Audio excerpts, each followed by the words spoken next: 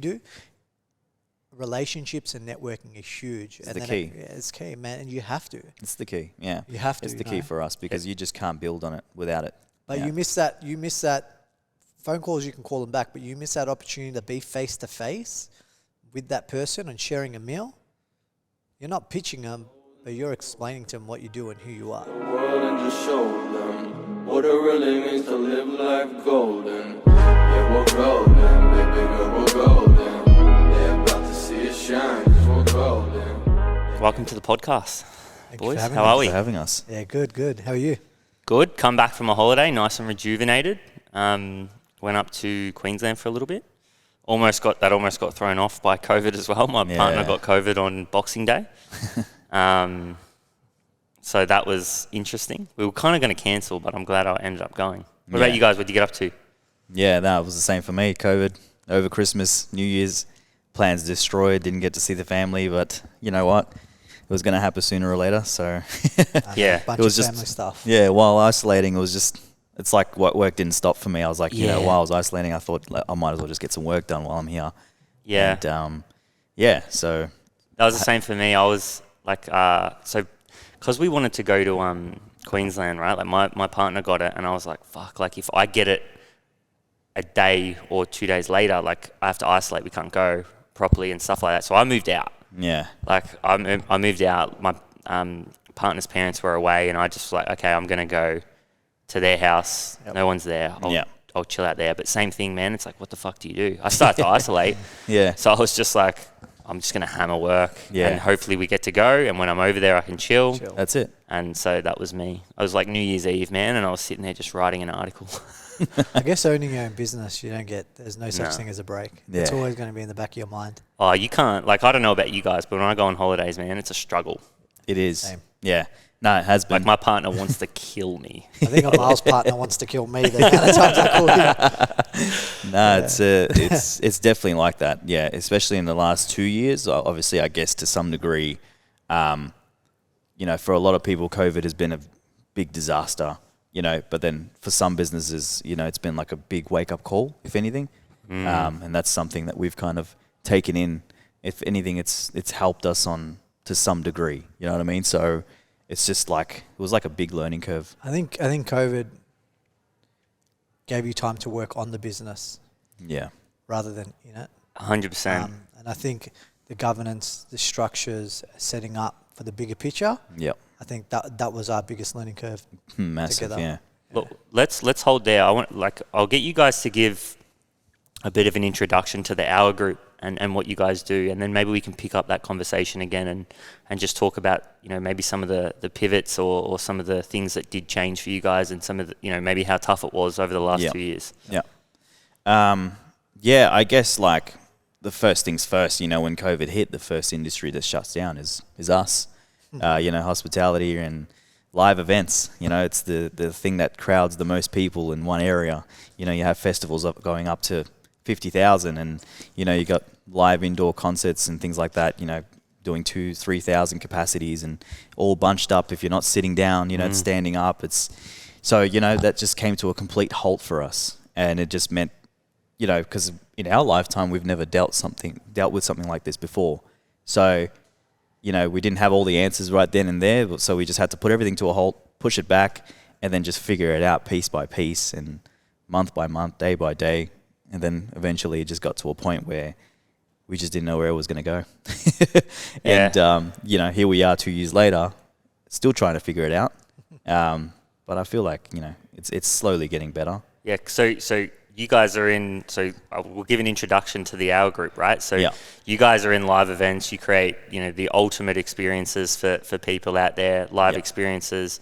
What are some of the events that you've run in the past, or some of the kind of tours and these kind of things that you've done in the past? Oh, we've been across quite a few. I mean, we range from anywhere between speaking shows to live concerts to festivals. We've worked with people like Janae Aiko. We've toured the likes of Kobe Bryant. We're going to do Shaq. Hopefully, happens this year. We've worked with quite a lot of artists. And I mean, if we even Australian artists, talking from Sticky Fingers to 660, New Zealand acts, and just been all over the market, really. Sure. So we try to diverse a bit. You know, we don't just look at live concerts. We look at speaking shows. We look at, you know, sporting events, all of those sorts. So What would you say the elevator pitch is for our group then? Like if you know, if you're sitting in an elevator, right, and someone says, "What do you guys do?" How do you sell it? Like, how do you? Kobe Bryant. I'd say that too. Yeah. Bringing on unforgettable live experiences. So Yeah. it's our slogan. yeah, that's our slogan. Yeah. So I guess festivals, live shows, and then speaking engagements, giving you the insights to the sports star that you wouldn't see anywhere else. Yep. Like that concept with Kobe, touching on that, we created that from nothing.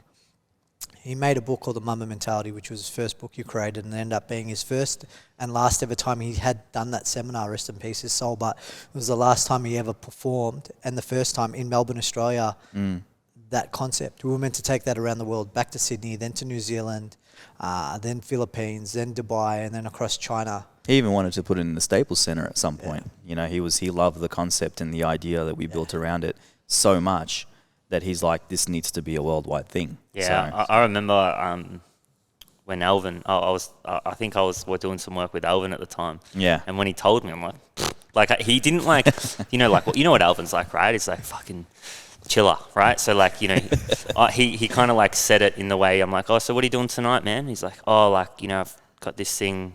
Oh, like it must have been this weekend. He's like, yeah, got this thing. You know, Kobe Bryant's coming down, and I'm doing some shooting. I was like, bro, what?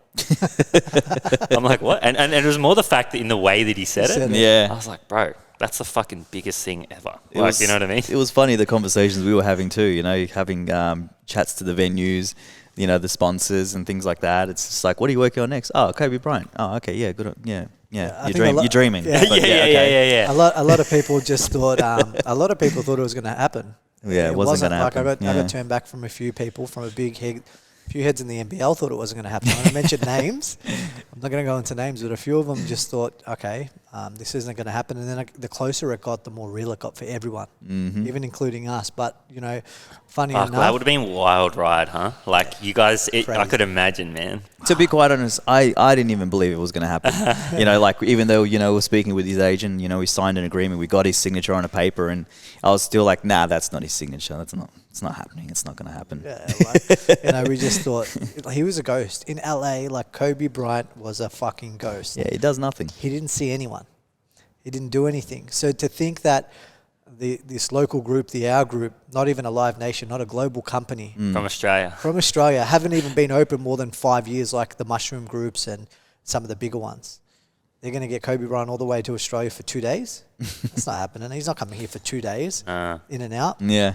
It happened. It's interesting. Like, I mean, I'm from the fitness industry, right? So back then I was trying to do the same thing, and like, you're getting on calls and man, to be honest, I was like young. I never end up following through with it, but I kind of get what you're saying, because there was a few guys that I got into a call with, like massive names in the fitness industry from the US. Yeah. And then you get on a call with them and you kind of realize, hey, like, if someone's going to come out, and I mean, fuck, Kobe's just on that's like, he's on his own level type thing, but it's kind of like you realize that they would only do that if it's absolutely 110% beneficial to them. Yeah. Yeah. And that's the thing. Kobe Bryant he didn't need to come to Australia. But Nah, like, you not know at all. what? He didn't need the money. He didn't need the money at all. It's nothing for him. But you know what? It's the concept and the idea that we put together that was intriguing to him, you know? And he's like, hey, look, I've never done a speaking show in my life, let alone outside of the US. So he just loved it. And when he got here, you know, he just saw how smooth it was for him, the process from start to end. And that was also the contributing factor to making this a worldwide thing. So nice and simple. How do you guys go about that then, right? So there's obviously it starts with an idea. It's like, fuck, like Kobe. Can we do it type thing?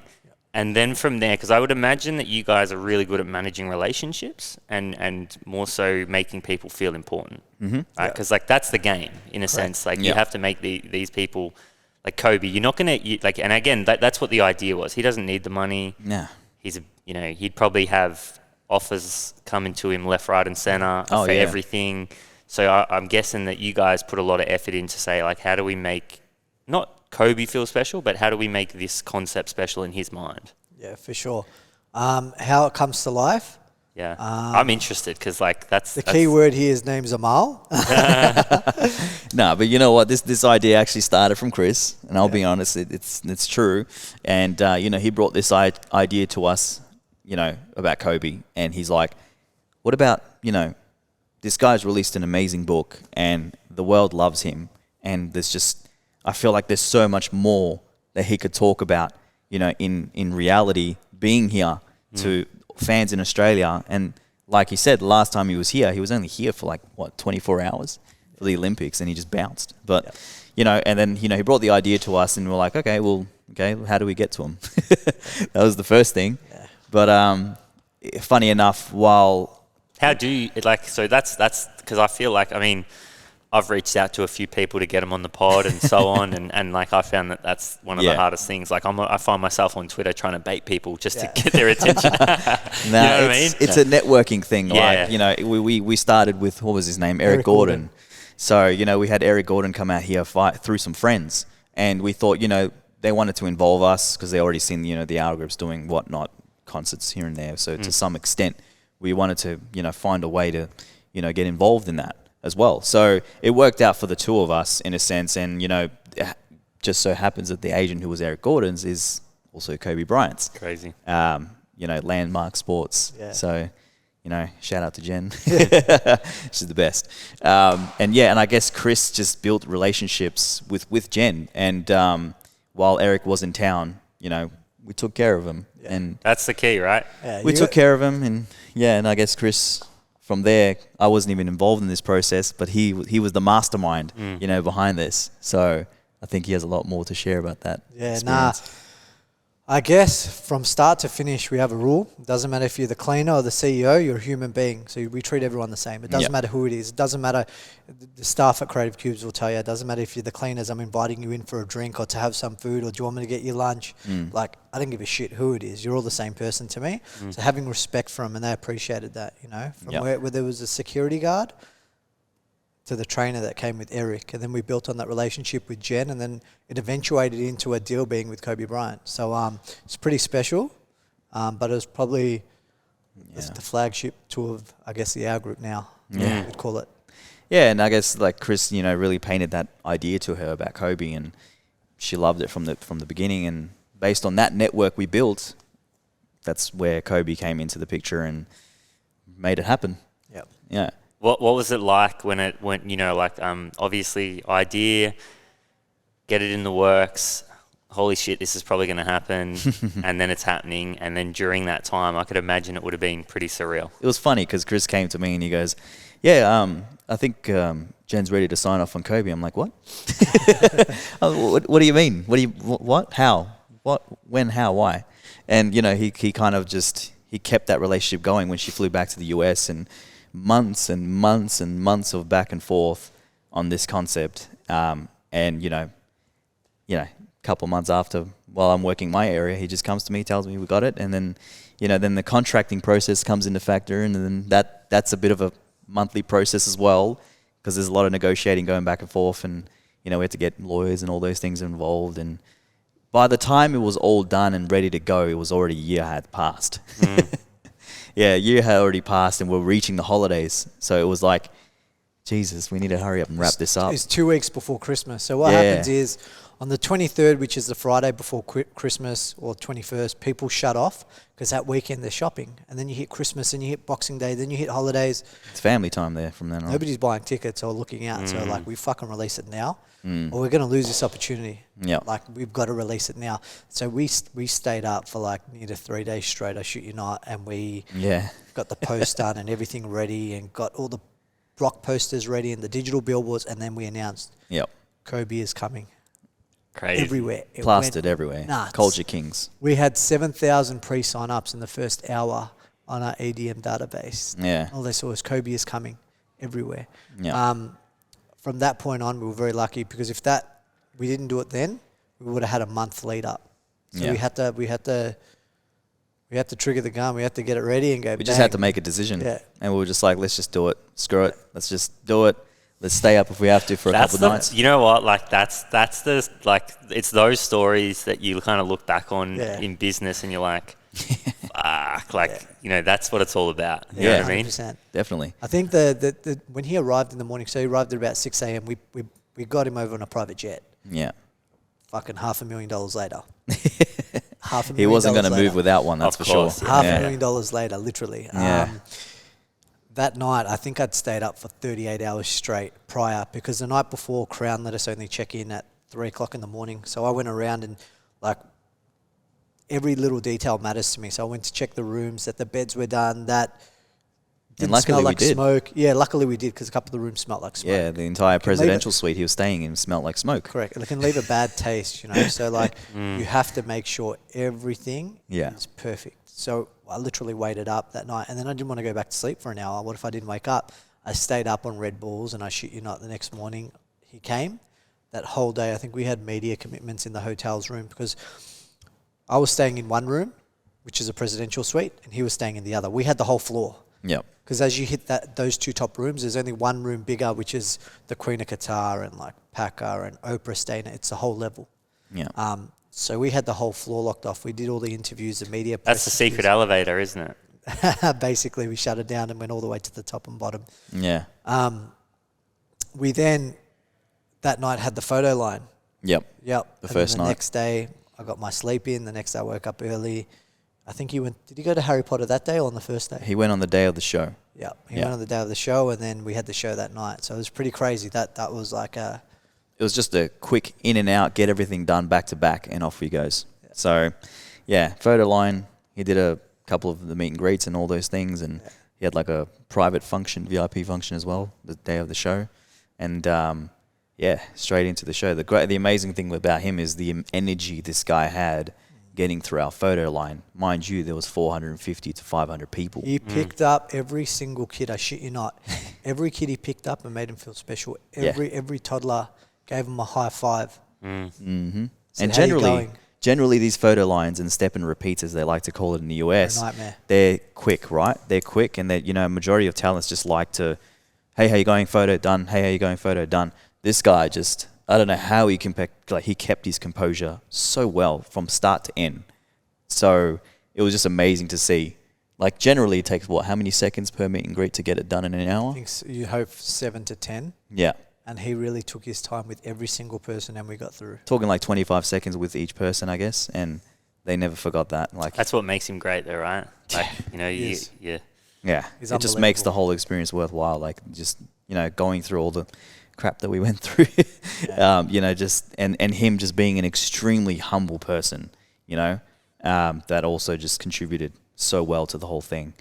But yeah, and after he left, and then I guess sadly Chris went to he went to go see him during the bushfire reliefs. You know, he was about to, he was going to sign some jerseys, so we were going to give away for the bushfire. You know, Appeal. appeal. Nice that. enough. He was very humbled. Like, straight away, Mitchell That and was- Ness had organised us some jersey, took it over, and that week we were seeing him to get some stuff signed and Was it 2 donate weeks it. later he passed? No, that week. That week, yeah. I was Yeah. at a Denver Nuggets game, and me and Alvin and a friend That's called right. Tyson. Alvin was there. Yeah. I remember this, yeah. Yeah, Alvin came with us, and Eric Gordon was doing the shoot around. We had courtside tickets.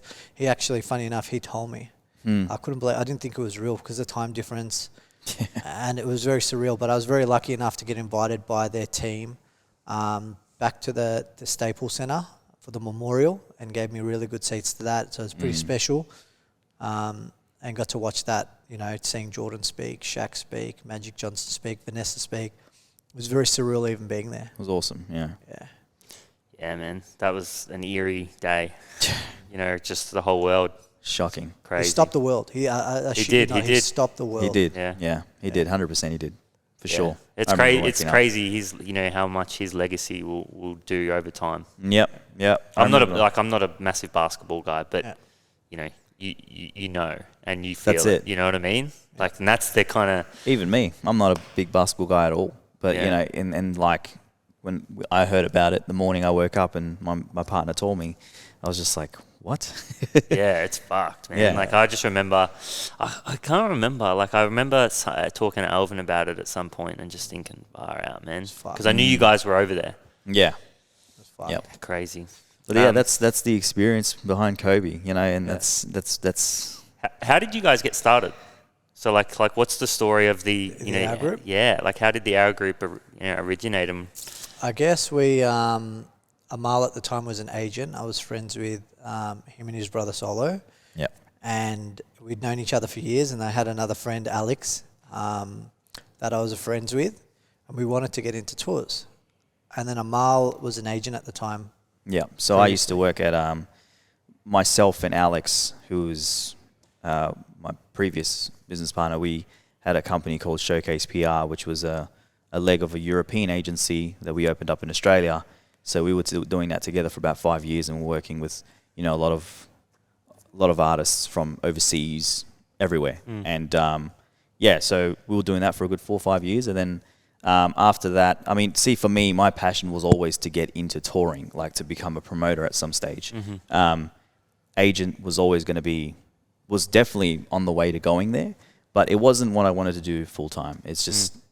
It was great for experience to just understand from an agent role, what a promoter deals with. So when I came into a promoter role, I already kind of knew coming into what it's like dealing with agents over in the US, because those guys are just a nightmare. But you know what? It's their job to look after the artists. So, so from Showcase, eventually Alex and I had parted ways, and, hanging with Chris and meeting Chris and the other guys, the partners from Interstate, they all kind of wanted to do the same thing, be a promoter and run shows and do this and whatnot. And they had a fair understanding of how it all works. So I said, rather than you guys competing against each other, the guys we knew in Brisbane and the guys here in Melbourne, I said, why don't we join together and create what is now the Our Group? Because at the end of the day, you guys are both startups, right? And it just doesn't make sense to compete you guys against each other. It's the PayPal thing, right? So it just makes sense to unite and create something big here. And that way, because you got to remember, we got some of our biggest competitors in the game. Like, we got Live Nation, we got TEG, we got Frontier and Mushroom. Yeah, and Mushroom, sorry, yeah. And it's just all healthy competitors. But you know what? Like, these guys all formed a unity between so many other people, and here they are. So, and this is how the Our Group started. And from then on, we just nailed it with our first tour. Our first tour, we sold out, I think, 7 shows in 8 days. Who was it? YG. This shit was like... Look, for being an agent so long, right? And look, we knew to some perspective that YG will do well because he's never done a solo tour by himself. And there is a market there for him here. But to sell out 7 shows in a space of 24 hours was absolutely insane. It's crazy. It was like being on the tour. It was like, that Up in Smoke tour with Snoop. If you don't have a chance to watch it.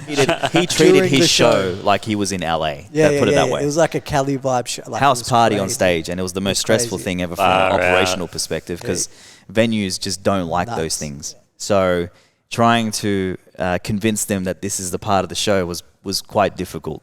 So, it's just that LA nature that they brought here to Australia. I don't know. They were doing crazy shit, man. Like, there's all these crazy videos. I don't even know how to explain it. But we were trying to control them.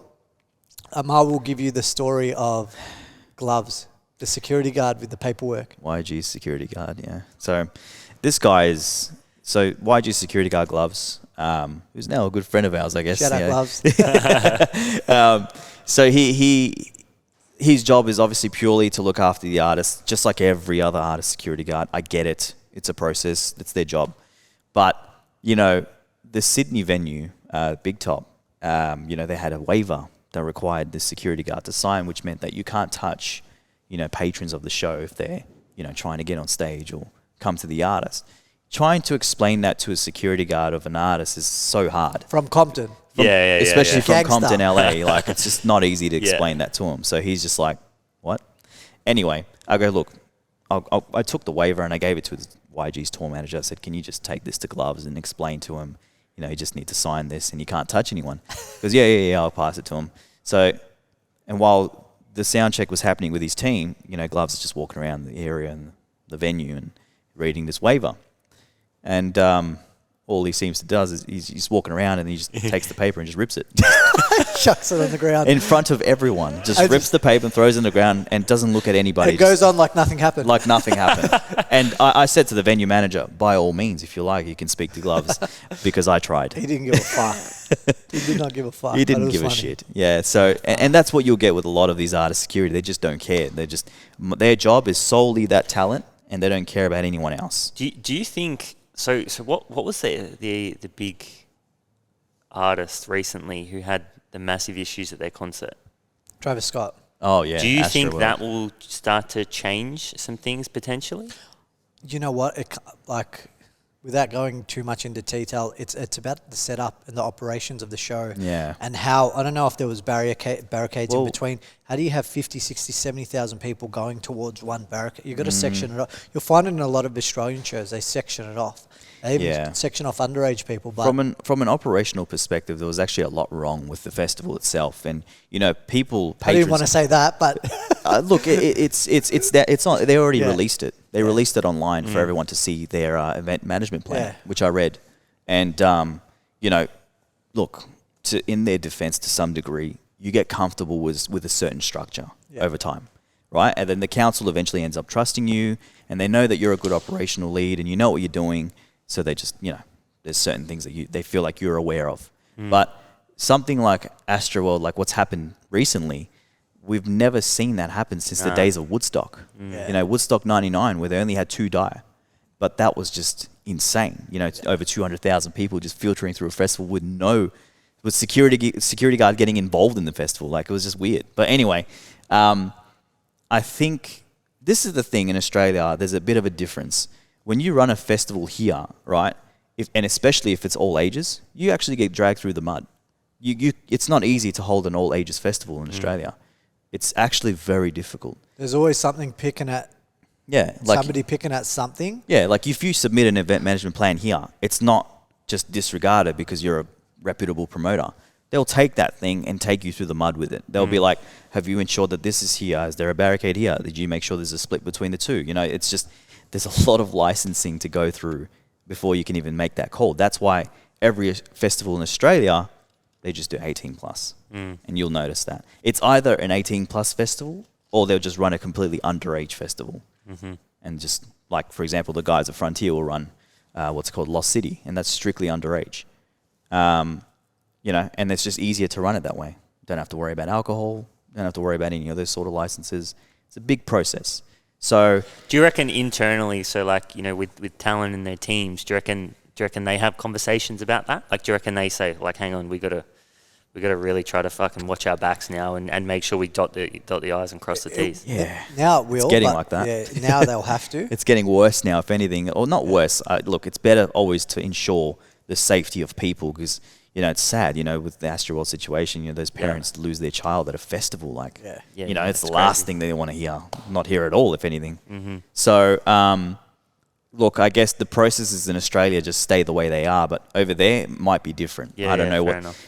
they'll probably be required from some extra processes or something. But yeah, it's just it's pretty crazy. Travis Scott facing over 300 million. Yeah, man. Fucking nuts. $300 million lawsuit. Turned on a dime, It's like Yeah. life's one way this day, it's like And this it's not the just next. him. This $300 million lawsuit is compiled between Travis, Drake, Live Nation, Apple Music. It's insanity. And I don't know, like, I guess I hope for his sake and the rest of the guys involved that, they figure out some way out of this, but I'm not sure where it's going to go. It's a very hard one. It's hard. Yeah, it would be. Those parents won't walk away from this until Oh, no. getting something from it, or at least some sort of It's justification. America. You trip over in someone's restaurant. Oh, mate, it's different. It's a different world over there. It is. You got people like, in some states, like they're trying to get hurt so they can sue you, like bike riders. Yeah. There's a big thing over there. Like they just like jump out in front, get hit by a car, and it's suing. Good. Yeah. It's like that's a thing. You know what I mean? So it's definitely a different world. Yeah. So what are some of the major lessons that you guys have learnt then along the way? So, because, I think in business, as you go by, especially when you look in retrospect, was there any moments where you learnt some big lessons, or you kind of thought, oh, we're really starting to get it? Or is there any patterns that you start to recognize, around, okay, like this is the way we need to go, or this is the way we need to operate. These are kind of some of the big things that are going to really drive us forward as a business, maybe crazy. internally and externally. So it's crazy because you know what, in this industry, you learn by making those mistakes, right? So just like any other industry, really. But I mean, in a sense of us running shows is the only way that required us to learn more about how to run shows better. So it took us to maybe lose at a couple of shows, or face some difficulties on a show here or there, or make that mistake to understand in future operationally this is what we need to do to make our shows better. From start to end. I think from a monetary point of view, understanding that everyone in America seems to think they know a somebody, and not just trusting them by sending them 100 or 200 or 300 grand and getting burnt, which happens a lot. It happens a lot. People get excited, but there are certain agencies to go through to get deals done, unless you have relationships direct with management, which we do a lot of people. But there's a lot of people ripping each other off in this industry. Process. And you can lose a lot of money real quick. You can get burnt real quick. But if you pay the right people and go in the right direction, do it the right way, you won't get burnt. Otherwise, you can lose money real quick. In reference to what Chris is saying is that, it's true. A lot of promoters who try to start up in this game, they get burnt very quick because they don't follow the process, which not many people will understand anyway, but it takes time to know that. As an agent myself, luckily, the knowledge was already there in terms of where to go if you want to book a talent. And there's in the United States, there's 5 major agencies, right? There's CAA, UTA, APA, what am I missing? WME and ICM. And these guys have everyone you can think of, from, the Gary V's to a Kobe to this, to that, to Ed Sheeran's. They're all in these agencies and they all have a process. And they actually, look, as a promoter, you think to yourself, I want to go and tour Ed Sheeran, right? But it's not as easy as that. Let's say you're a rich guy and you got all the money in the world and you say, I want to tour Ed Sheeran. I don't care how much it is. I want to do it. It's not as easy as that. Like an agent will just go, well, I don't care how much money you got. But unfortunately, it just doesn't work that way. Because it's a brand thing, right? Correct, but it's just... And relationships. Relationships and networks. Ed Sheeran. He's not touring with anyone else except Mushroom Group. Correct. Because Mushroom Group brought Ed Sheeran out when he was doing maybe 500 tickets. Yeah. Maximum.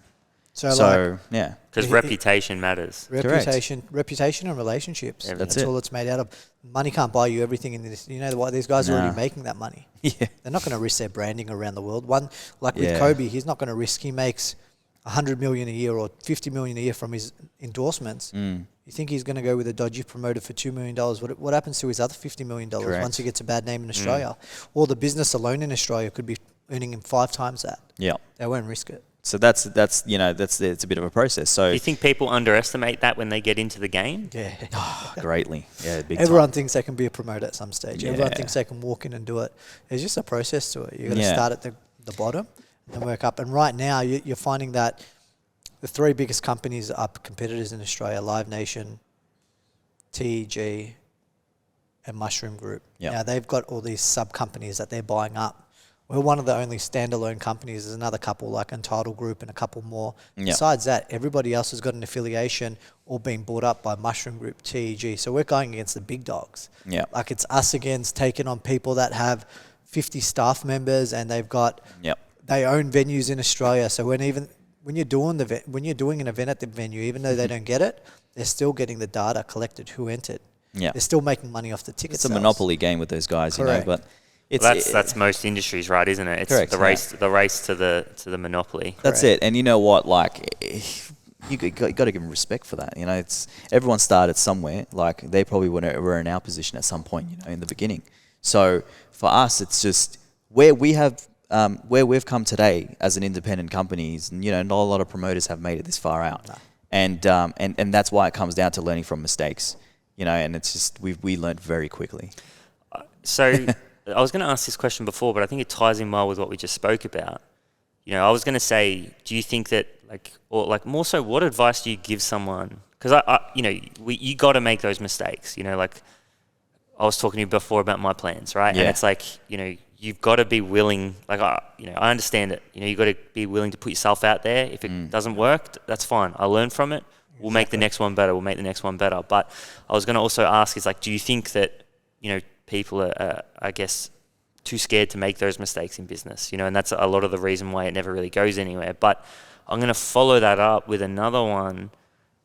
Because you guys are going up against the big dogs, and I feel like the reason people are scared to make those mistakes is because exactly what you guys are doing and probably proving that it's possible is what that happens in every industry almost. And a lot of people don't make those mistakes because they're scared to take that first step. Correct. Because of the monopolies, because of the big dogs, because of can I compete type thing. So do you want to talk about your mindset around that and how you guys think about it, and what do you guys do? Because it's like backs against the wall type thing. Yeah, 100%. It all comes down like a lot of people aren't. We're fortunate that we have relationships and we're privately funded and we've got the chances to make mistakes and go again. Yeah. But someone that might be 35, 40, have a young family, they can't have $100 or $200 or $300,000 mistake. They've got their house, it's paid off. They can't afford to take a mortgage of 3/4 of that out and make that mistake. So it's hard for them. So while you're young, take chances, take risks, and create opportunity. Like while you're young, do it. That's my advice to everyone out there. What's young? Just do it. This is a good, because who was I listening to? Gary V. Yeah. Gary V on the Nelk podcast, right? Yeah. He kind of says, like, because I feel like that's, he's 100% correct when he says that young people think that 25 is old. You know what I mean? Or 27 is old, or like life's finished by then. You know what I mean? Yeah. So when you say young, what are you talking about? For me, man, I would advise people from when you finish high school, 20, 21, 22, when they finish high school or they do their uni or don't do uni, like go nuts. Yeah, dive in. Like you have to dive in. Like, and take the chance. Man. Yeah. Like we work with a few people. We manage some talents as well. HP on it from the HP boys, and Ibi as of recent the Forum show. Comedian, he was on Instagram. He was working at the ATO, and like he got brought to us by a close friend, and we just said, man, like you've got to pull back from your job. Like you have to quit your job. You've got that kudos to him though, like 100%. He dropped his ATO job and said, I'm going to go for it. Correct. It's actually the hardest thing. He had the balls. Like he deserves all the reward in the world because he's supporting his family as well. He's helping him out. But at the same time, he left his job, which is security financially, and he had the balls. He trusted us as well. He did. To go on, and he's done his first 4 shows like he's Novak Djokovic, not in Australia, but at his 20th Grand Slam. Yeah. And he dominated. He killed it. He's going to be international. And the same thing like Tino. The same thing. He trusts in us, and we're gonna really push him and take him to the next level. There's talent there, and it's just like he's willing to take the risk to, drop everything else and pursue his career further in music, and that's hard. Oh man, it's the hardest thing to do. Like a lot of the reason that I see even just people around me is like they're not willing to actually go all in. Like 100%. They're going to say they're going to go all in, but then it's like, no, like we'll drop a shift. Yeah. Drop 2 shifts, drop 3 shifts, start focusing and spending more time on this, the thing that you really want. And then a lot of people just can't do that. And that's why it never actually starts to come to fruition. I think a lot of people should, never lose focus of the big picture. I think it's very important. For example, when I was an agent for the first 2 years, I wasn't getting money. I wasn't being paid. It was if I got a show in or we got a show in, maybe there was a bit of income there. But we had to take a loss on so many shows just to build a brand, and Correct. That's the way that it works. And it's mate, like you know what I mean? We still haven't made we still haven't made $1. You know what I mean? Like it's like we will, and like we're lucky to sign some contracts the other week. That's exactly right. Yeah. Man, that was this is 8 months, 9 months, and it's intense. You're paying wages, you're doing all this kind of stuff. Yeah, and you're like, it gets real. Mate, we didn't have a conversation until late November. Exactly. You know what I mean? People don't understand the stress of going out and having balls and going out on your own can take on you mentally. Number one. And it takes a physical toll on your body. You're fucking exhausted. Yeah. Your mind is fucking shut to bits and you're exhausted, but you're giving 100%. There's always a long-term. You got to have a passion for that. And it's just stress. one fucking email, right? It's like you're just sitting there, you're like, oh God. And then the email, ding, ding. And you see it and you're like, fuck, like that's the thing we needed, you know, like, That's it. but, you know, not to say that because I'm tired, I'm quitting, or like I'm not doing it. Like, you know, you know that you're relentless in that chase for that bigger picture. Yeah. Yeah. But, you know, I think a lot of people don't allow themselves to get to that point. You know, they either don't make the decision to go all in. Yep. You know, they tell themselves they're all in, but their actions don't follow it. And the reality is that's the most dynamic thing about it, right? It's like we all got families. Yep. We all got a partner. We all got this kind of thing. But I think, you know, when you truly are in something that you're excited about, you know, it's got to be exciting. Yeah. You know, and I think that's also another thing that catches a lot of people out. It does, yeah. If you're not excited about this grand vision, you're not going to make that leap that is necessary. Nah, you're not. And I think it's a very important thing. I mean, for us, there's a pure, genuine interest, you know, in what we do. And that's, for me, especially in terms of being an agent, from that start, for me, it was important. Like, I just didn't care in the first 2 years that I didn't make money. I actually didn't care. Even though, you know, it took a toll on me to some degree.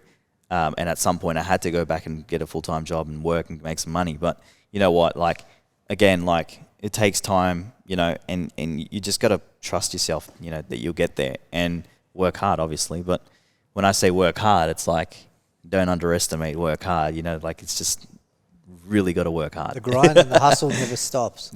Nah, in this industry, it's a funny one too, you know, there's no like set hours, you know, it's just, I guess when you're an owner, it never is really set hours, but yeah. When someone calls me and they want to catch up, potentially do a dinner in the night, you're cancelling what you're doing. You're going to dinner. You don't know what that dinner and what opportunity that's going to lead to. You give that up, somebody else is going to... Some might take they're that gonna away fucking from take it. They're going to grab it and they're going to run with you quicker than you could have even got to that restaurant.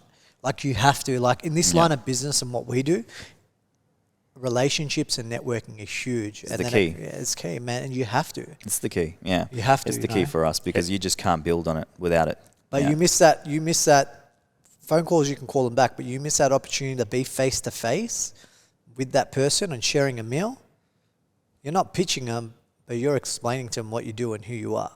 Yeah. Like, that's what people don't get. Like, when I was in the fitness industry, and that's not a big industry, like, not a lot of shit happens in that industry from like, there are some big things in the US, but here in Australia, it's a lot of small business and so on, apart from the, you know, the big monopolies like gyms and stuff like that. But, you know, I was a kid when this happened, and I went over to the States and I was talking to this guy from San Fran. Yeah. And, you know, at the time, you know, he was like, his name's Jordan. He's a good friend of mine now, same thing. But long story short, I'm like, oh, you want to catch up?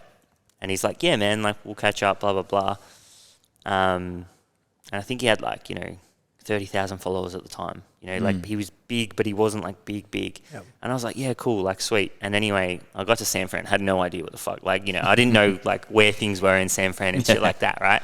And I was, like, you know, I was a kid. I think I was 22, right?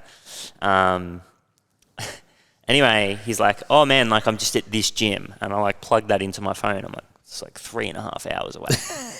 And I'm like, fuck. I'm with my missus. It's a day trip thing. Yeah. Like, I'm just like, fuck. Like, and anyway, I'm like, oh, I question. I'm like, should I do this? And I'm like, no, whatever. Like, and I'm like, nah, fuck this. Like, you got to go. Yeah. You just got to go. Just got to do it. And I'm like, to my partner, I'm like, I'm getting a train. Like, if something happens to me, like, you know, whatever, like, just kind of like 3.5 hours, fucking don't know where I'm going. Anyway, got the train there, went there, trained with him all day. We built a really good relationship. Yep. I ended up bringing him out to tour twice. Wow. You know, he's fucking the pinnacle in the industry from an education standpoint now. Wow. And, like, that's the kind of, you know, that kind of reminds me of, like, what you guys said. It's a smaller scale, but it was like, I was young. I had there was a decision that day. My partner, you know, we're meant to be doing shit, you know, like, we're on holiday. And I'm like, nah, fuck it. We're good friends now. And you know, that was like, I brought him out. Like, we filled, you know, venues. We filled Creative Cubes twice. Amazing. Which, you know, in that industry was pretty big. And that was like, similar. That was just a part of, like, my growth, you know, in that industry. And I think it just talks to the fact that what you just said then, like, I think a lot of people don't understand that is, like, it still happens now. Like, if someone's, if we're trying to get someone on the podcast and he says, hey, I can't shoot Tuesday, but hey, I can do Friday. And it's like, well, fuck, like we shift everything to shoot Friday. Yeah. Yeah. You know, everything 100%. drops type thing. So, you know, I think that's, you know, I think a lot of people, especially when you are starting out and don't understand the importance of that relationship and networking. Exactly right. And, you know, the first tour I ever did with Jordan, I didn't take a profit. Yeah. I said, it's all yours. Let's cover the costs. I don't need to make money from this. As long as I don't lose. It's yours. Yeah. Because I understood that I wanted him, I wanted him to have a great experience. Yeah, for sure. And I wanted it to be about him. Yeah. You know what I mean? And I think a lot of people in that kind of case, well, I'm doing all this work, I'm doing this, I'm doing that. I was like, nah, like that's a part of it. You can't have that expectancy. It's just the same thing when we tour talents, you know. Like I said, we're never going to get Ed Sheeran because it's just, we didn't build that network with Ed, so why would he come work with us? Which is understandable. So for us, there's so many talents where we built that. We're going to find from the the next ground Ed up. Sheeran. We'll find the next Ed And Sheeran. it's an investment. Because there always And it's will gonna be take another time. Ed Sheeran. That's There always one will thing be I've- another Cardi B. There'll always be another Beyonce. You know, it's just going to keep going. It's never going to stop. Yeah, that's one thing I from the outside looking in, I think you guys do really well. You find good talent. Yeah. And you build that relationship early. You know what I mean? And that's one thing I've noticed as well. So I think seeing being able to identify talent and what will make a good product is something that you guys have been really good at. Just again from an outside standpoint looking in. Yeah. I have a and question. Yeah, sorry. Do you want I had a question for you. Yeah. How many days did it take for your missus to get over that you left her on the day trip? Was she understanding? Because you know what, mine would have plopped me. Yeah, it was a lot of expensive dinners. You know, it was like doubling down on where we went for the next probably 7 to 14 days of the trip. It's hard. It's hard. Is, Sometimes they understand, sometimes they don't. Our partners are meaning, and it's fucking tough. Like, man, you have to take the opportunity, and you might have something nice planned, and you don't want to cancel. You'd rather be at home. I always say this, I'd rather be at home watching Netflix with my feet up. Unfortunately, I'm building something that's going to be bigger than we could even imagine in the future, you know, and that's a big problem. You know, you got to have that support basis, and it goes back to like, you know, how do you keep going when stuff goes wrong and you make a wrong turn? It's the team around you, and that includes your partners and your family. Man, it really does. They're the backbone. more than anything. Yeah. You know, Exactly right.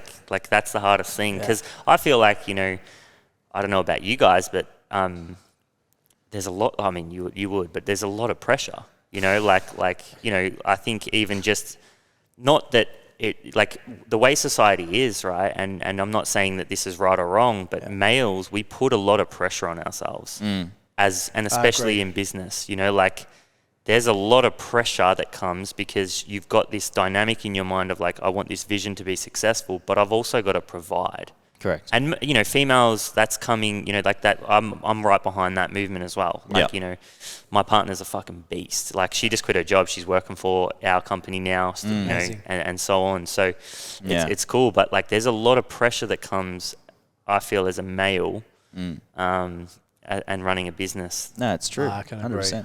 It's hard for like my partner's in a similar position. She runs a family business, but you know, to some degree, it's good because you know she had a master's in law and she had to give that up, you know, to get into law to start working with a family business so that we can both be able to do what we need to do. Because to be a lawyer, you know, it requires a lot of hours. Oh man, you know, there's no days off. No. So you know, she couldn't make that work. So in a sense, she had to make a decision, and you know that suited both of us and the family as a whole, I guess. So, and you know, that ended up paying off. You know, it's doing very well for her, and she's getting involved into the business more and understanding more how to run a business. And that helps me. And that helps me too, you know, because we just, you know, we bounce off each other a lot, you know, in terms of having that understanding of what's happening in the business and what's going on and what do we need to do and blah, blah, blah, and so forth. So that always helps. Man, it's hard, man. Honestly, it's hard as well for young women out there. Oh, fuck Man, yeah. like the advice I give Challenging. them, man, go out there and fucking be a boss. Yeah. Like seriously, like your missus is taking a chance and going in and starting her shit. Go out there and start your own shit. Like that. Like I feel like some women can be a bit timid, and they got it in them. Like go out and fucking do it. Yeah, like, but it's the world that makes them timid, right? Correct, yeah. Yeah, like, It's and the I think that's environment. the thing I'm like, you know, we got some stuff coming up, you know, like in terms of some of the new shows that we got coming out, and that's the thing I'm most excited about. You know, you know, the two that are locked in are both women. Yeah, you know, in different industries, and that's one thing that we wanted to show, because we've had some, you know, we had Al Roseby on, who's the managing director at Country Road. Yep. And man, like, she's a fucking boss, bro. Like, I was sitting here, I saw that podcast. Yeah, I was just like, whoa. Like, you know, but I think that's one thing on here that we're really excited about is providing a platform for more women to inspire other women. You know what I mean? Because I think that's something that we're trying to push as 100%. Well. Half the agents I'm talking to are women. You know what I mean? Exactly. And it's just they're really bossy. It's good. Really I'm like fucking when you know, like I love seeing a woman that's a boss, because it's like fuck, like they do, you know, like they got a different fucking skill set. Yeah. Making shit like we're happen. kind of just like fucking chillax. We forget a lot of shit. We're not really that organized. And I'm just like, fuck, man, they're just like killers. That's why I respect a lot of the girls that play in the women's league for the AFL, the NBL, the netball. Man, these ladies, they're getting underpaid. Like they're getting underpaid, and a lot of them have second jobs, but they're sacrificing to be in the league and to creating another sport, and to creating like pathways for our younger sisters and younger cousins and to have the confidence of going out and being able to fucking play. Yeah. And that's why, like, the respect we have for them, whatever we can do, we'll do. Like, it's always. It's that old school, you know, thing that comes into play, you know, and sometimes it comes from family, you know, that stuff erupts from family, that old school mentality, you know. Correct. You know, if a woman just, you know, you sit down and you don't do this or you don't do that, and times are changing, and they're 100%. Changing dramatically. So there's still a long way to go. Yeah. You know, like Taylor Harris, you know, when she asked for a contract that was, you know, a large contract, and a lot of people fucking put her down, a lot of people on social media. And what people don't understand is that people like her need to go out there and start demanding these kind of deals. Otherwise, the sport for women and the opportunities for women won't get pushed forward, because 100%. Nobody wants to go and ask. Exactly. Yep. And all you got to do is go and ask. And like people, I hate the cynical and the one-mindedness that comes from people where they're like, oh, like, she's not worth that, or she's not that. And it's like, well, dude, like, you know, look at the bigger picture. She's fucking pushing this sport forward and actually standing up for the sport. And people don't do that. You know, your daughter might not get to play fucking football. Exactly. Yep. Right? Exactly. And it's kind of similar to when we run festivals and things like that. And, you know, even our big dogs, you know, the TEGs and all them, when they run their festivals, you know, the demand is there to obviously have women inclusive on the bills, right? Like, you know, having a headliner, it always generally is a guy or a man, right? So, you know, we're also doing a lot in our industry to be inclusive of women artists, because there's so many out there that are just probably just as big as men artists. And I you know reckon what I mean? we've got just one. as talented. Just as talented. We've if got not more. one. You're gonna Diamond, and she's gonna be fucking big. Our recent launch of our label of Timeless Music, you know, we've included. I did see that. Some women, you know, some women talents, and you know, like Diamond's gonna be big. She's special. Yeah. She's a young girl. I think, what is she, 19, 20 or 18? I think she's 21. Yeah, 21. So, yeah, she's special, bro. And she's gonna be cool. We're excited about extremely her. talented. She's probably she's probably the most exciting talent that we've signed so far, and you know, there's so much potential. We're working on some great music, and you know, you know, look, the other guys probably will hate hearing this, but she surpasses our other talents at the moment. You know, it's just what she brings to the table is just it's amazing. So yeah, I'm excited to see it all come together. Yeah.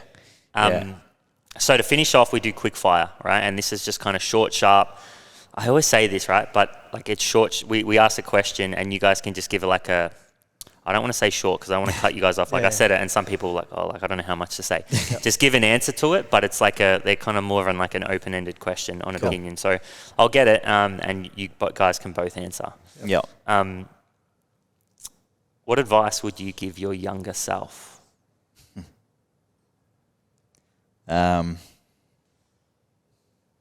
Be patient.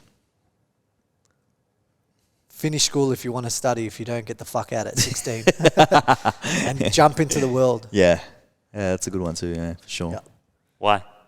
Because if your mindset's not there, you're going to end up doing something that you don't love. Like what Kobe said. Kobe said, "Do what you love." And Daniela Weber, funny enough, you know, she said, she did a painting and it's got the whole message on what Kobe's message was, you know, and that's what he'd give it his advice to his younger self or his children is do what you love, you know what I mean? So that's very important in life. Like life will drag you the fuck down and it's harsh and it's cruel, but it's going to be 10 times worse if you're not doing something you don't love. Yeah. That's the best way to explain it. Amen. All right, this isn't. I think I know the answer to this, but favorite business moment and why? Favorite business moment. Kobe, for me, those doors opening and him fucking walking through that crowd and the faces, rewatching that video of the entrance and the facial expressions you see of pure fucking joy, excitement, the happiness it brought people. Like, you still shot and you see these people's faces. It's unbelievable. It's like, it gives me goosebumps. It's unbelievable. That's for me. That's it. For me, it was when we did our first tour as the Hour Group. Having that success of 7 sold-out shows is unheard of. No one's done it. We have, though. Yeah. And I think that's something we should really hold on to. You know, so, yeah, that would be the one for me. Amazing. All right, so what advice would you give to someone who's thinking about getting into business? Business or the music industry? You choose. Music industry. Let's do the music industry. Music industry, yeah. Be patient. Go the right channels. Don't try to think that your friend knows someone that knows someone else. Think long term. You'll end up getting ripped off. Pay the right amount of money. Take your time. Don't think you can get the biggest artist straight away and build your relationship slowly. One thing you'll see in the industry these days is a lot of people think short term. And if you think short term, then it's going to be short term for you. So, and then it's just going to be all over before you know it. There's this thing I heard, sometimes the slowest way is the fastest way. And like, I know that would make sense to a lot of people, but take your fucking time. Yeah. Because you're going to get to your end goal if you do that. Yeah. Amazing. All right, guys. We're going to wrap it up. That's it. That was great, honestly. Awesome. That was a great conversation. I think you guys should be proud of It was enjoyable. of what you've built. I mean, it's pretty exciting. It went quick. Oh, mate, like you know, like that's probably an hour and 15. Yeah. I reckon. I'm going to have to jump back on. Yeah, 100%, man. We'll go round 2, 100%. Up for it. I just want to say a massive thanks to you guys for coming on. Thank you for having us. Where can everyone find you guys? So Instagram, social media channels, website? All channels. LinkedIn, Instagram, Twitter, Facebook. We're all there. Our Group. At the Hour Group. That's cool. it. Yeah. Awesome. Across the board. Yeah. Go check it out. They've got some pretty wild things coming up. So Oh, yeah. It's 2022. You've probably been held down a bit, right? So you're probably going to explode. Oh, we're working on some brilliant things and some stuff that some people would have not seen coming. Really cool concepts. Yeah. Amazing. That's the word. Concepts. Yeah. All right, guys. To everyone who tuned in, a massive appreciation for you guys. You are the reason we can do this and we can kind of continue to do this. We have a lot of exciting things coming up as well, so make sure you keep tuning in. Big thanks. See you guys.